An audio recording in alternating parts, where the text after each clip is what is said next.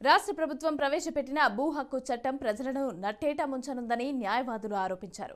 ప్రభుత్వం ఆ చట్టాన్ని రద్దు చేయాలని కోరుతూ విజయనగరంలో వారు రౌండ్ టేబుల్ సమావేశం నిర్వహించారు. కేవలం ప్రభుత్వ ఆస్తుల నిర్వహణ, పన్ను వసూళ్లు మాత్రమే విధిగా ఉండే రెవెన్యూ వ్యవస్థకు ప్రజల స్థిరాస్తుల హక్కులను భూములపైన, అలాగే బిల్డింగ్స్, అలాగే ఫ్లాట్ల స్థిరాస్తులపైన నిర్ధారించే అధికారాలు ఇవ్వటం వల్ల ఇబ్బందులు తలెత్తే ఆస్కారం ఉందని అన్నారు. ఇక రాజకీయ నాయకులు అధికారులపైన ఒత్తిడి తీసుకొచ్చి ప్రజల ఆస్తి హక్కును హరించేందుకు అవకాశం ఉంటుందని న్యాయవాదులు చెప్పారు.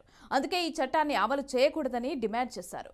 ప్రభుత్వాలు చేసిన తప్పులను సరిదిద్దుకోవడానికే ప్రజల కన్నుగప్పి ఇటువంటి ప్రజా వ్యతిరేక చట్టాలను ప్రజలు ఆస్తులు సంరక్షించాలని అన్నారు. ప్రజలు ఈ చట్టంలోని లోపాలను గుర్తించాలని న్యాయవాదులు కోరారు.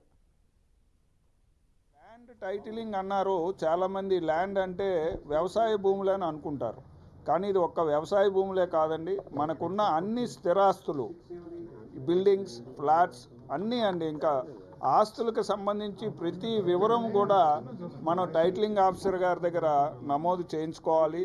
నమోదు చేయించుకోలేని పక్షంలో ఆస్తుల విషయమై మనం ఏ విధమైన వ్యవహారాలు చేయలేమండి.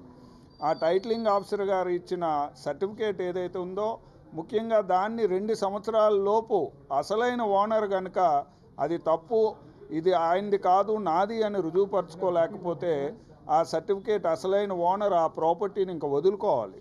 అది చాలా, ఎందుకంటే మన దేశం, మన రాష్ట్రం ముఖ్యంగా నిరక్షరాస్యత ఎక్కువగా ఉంది. ఎంతమందికి అవగాహన ఉంది, ఎంతమంది భూమి పేర్లు కానీ ఇవి కానీ వాళ్ళ పేర్ల మీద నమోదు చేయించుకుంటున్నారు. కాబట్టి ఇటువంటి చట్టాన్ని ప్రజలందరూ అవగాహన కల్పించుకొని వారి వారి ఆస్తులను కాపాడుకోవాలి అనే ముఖ్య ఉద్దేశంతోనే ఈ అవగాహన